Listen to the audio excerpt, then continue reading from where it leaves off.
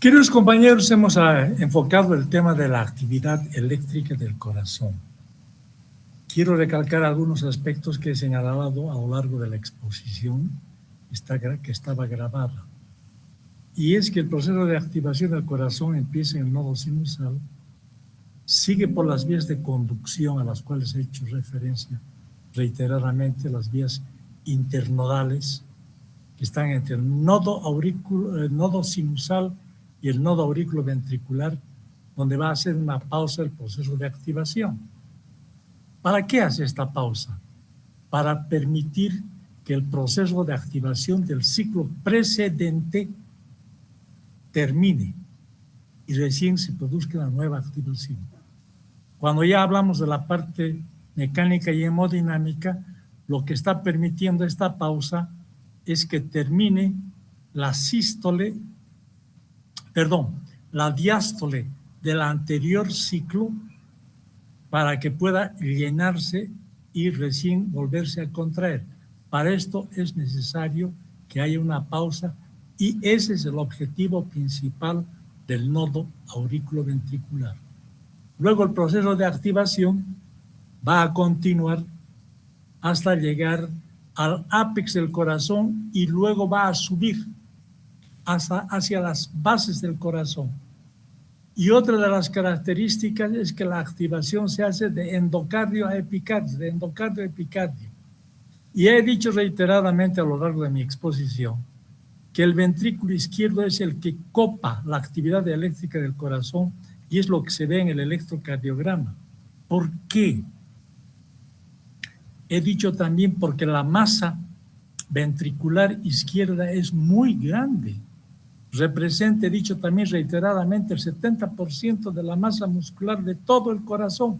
Alguna vez he hecho un chiste que muchos amigos universitarios se acuerdan hasta ahora, y el chiste va deliberadamente con el propósito de que la idea quede fijada en la mente de todos ustedes. A veces yo escucho decir a los enamorados, te quiero con todo el corazón. Yo digo, bastaría con decir, te quiero con mi ventrículo izquierdo, basta. Un 70% es bastante. Bueno, más allá de este sentido del humor que naturalmente no hace otra cosa que ejemplificar algo que gráficamente queda en la memoria, es en lo que sucede en la vida cotidiana, que el electrocardiograma casi es del ventrículo izquierdo. El ventrículo derecho no se expresa. El ventrículo derecho solo se expresa cuando se hipertrofia.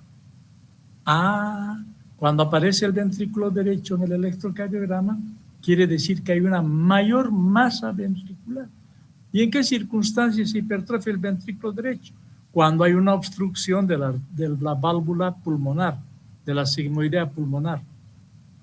Entonces, para vencer ese obstáculo, el músculo tiene que hipertrofiarse.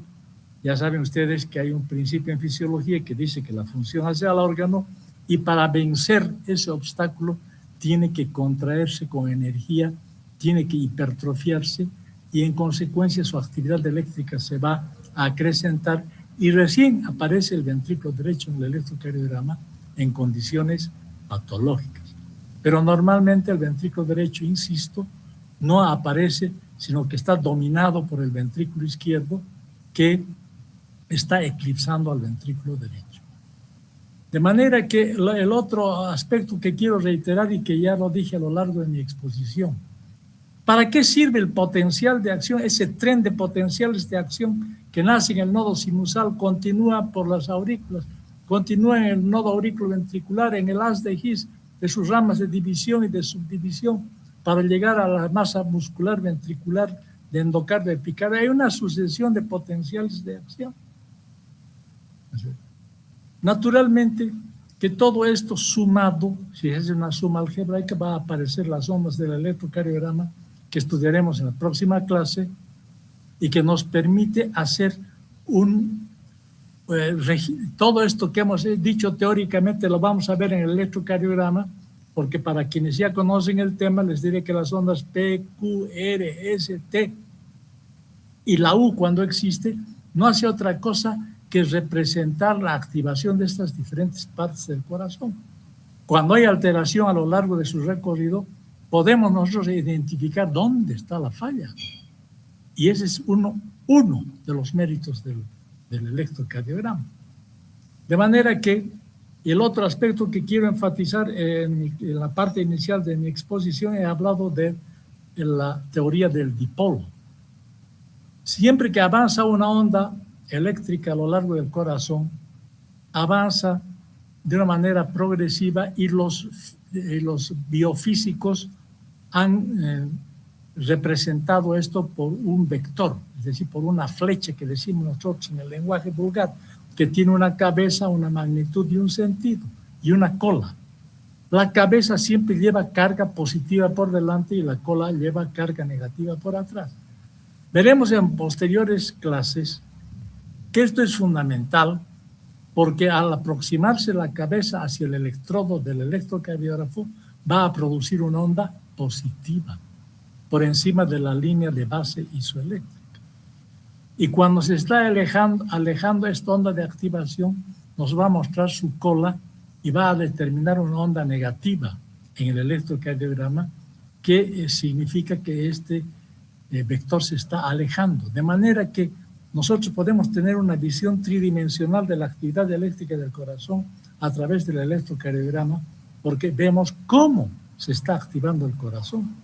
De manera que todo este proceso de activación del corazón, como dije y reitero, no hace otra cosa que expresar el proceso de activación teórico que hemos visto, porque vamos a ver en la próxima clase dónde empieza el proceso de activación y dónde termina y cuáles son sus ondas representativas.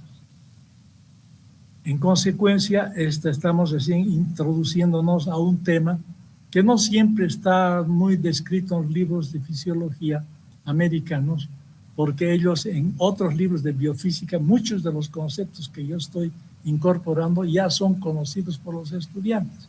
Lo que yo hago aquí es llenar esos vacíos para que ustedes comprendan algo que es apasionante.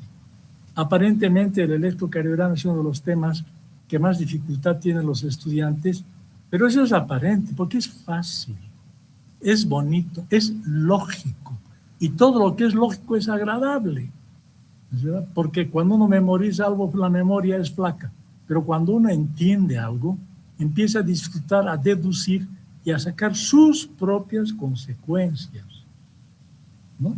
Perdón, sus propias elucubraciones, sus propios pensamientos, sus propias ideas. Uno ya empieza a interpretar. El electrocardiograma es como cuando en la escuela a uno le enseñan a leer los libros de lectura. Eso es lo que estamos haciendo. Nosotros estamos aprendiendo a partir de hoy a leer el electrocardiograma, a leer sus ondas. Estas son la clase prolegomenar. Estamos en el inicio, en proceso de activación, y naturalmente esto nos interesa mucho. Una de las cosas que quiero insistir es que el corazón es automático gracias al nodo sinusal, pero todo el corazón es automático, pero el más capaz de todos es el nodo sinusal. En segundo lugar estaría el nodo auricular y luego van los centros subsidiarios que cuando dejan de activarse los nodos principales, pueden activarse los nodos inferiores. De manera que eso es muy importante. El otro concepto es de la conductibilidad. La conductibilidad, les he dicho, no sé si ha estado clara en mi exposición, es una propiedad exclusiva del músculo cardíaco. Ningún músculo estriado, bíceps, tríceps, cuádriceps, lo que quieran ustedes, solo no tiene un sistema específico de conducción. Se activa solo por la actividad de los nervios que inervan dichos músculos. Aquí no. Aquí la conducción se realiza dentro del músculo cardíaco gracias a las de His, sus ramas de división y subdivisión. En un principio se pensó que también eran nervios, pero no. Esa teoría neurógena ha quedado totalmente desechada y hoy se sabe que es un sistema muscular altamente especializado para conducir el estímulo. La excitabilidad es la otra propiedad, es la de responder a un estímulo una vez que ese estímulo ha llegado al umbral del potencial de acción. ¿Es verdad? Bueno, esas son las propiedades fundamentales del músculo cardíaco que lo diferencian del músculo liso y del músculo estriado, esquelético. El corazón es un músculo también, sí, pero diferente al músculo, es decir, se parece al músculo estriado y tiene algunas semejanzas con el músculo liso, sobre todo en lo que se refiere a su automatismo. Pero en general el corazón es único, tiene sus propias particularidades y es un músculo aparte, que hay que estudiarlo con estas particularidades a las que hago referencia. De manera que, distinguidísimos compañeros universitarios y compañeras universitarias, mañana continuaremos conversando sobre este mismo tema.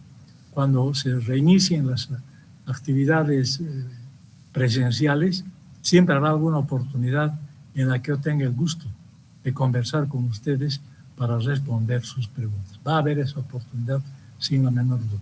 Yo creo que por el momento nos quedaremos acá para no hacer una clase pesada, porque estos temas hay que ser muy concretos para no fatigar y distraer la atención del estudiante. Esto lo hacemos por un principio elemental de didáctica y pedagogía. Bueno, entonces siempre estaremos listos a contestar sus preguntas y sus dudas. Estaré siempre a sus órdenes en la facultad. En el auditorio podemos reunirnos cualquier día que ustedes escojan posteriormente y podré responder sus preguntas para aclarar conceptos, porque uno de los pocos temas en fisiología que merecen explicación es esto, el electrocardiograma. Lo demás, tenemos bellísimos libros cada vez más perfeccionados y más didácticos, donde los docentes hacemos otra cosa que invitarles a ustedes a la reflexión y al análisis de sus contenidos para aplicarlos en la vida práctica el día en que estemos haciendo clínica médica y clínica quirúrgica. Bueno, eso es lo que quería decirles, siempre a sus órdenes, y nos estaremos viendo el día de mañana para continuar nuestras conversaciones. Buenos días. Hasta luego, doctor. Buen día. Hasta luego, hasta luego. Hasta luego.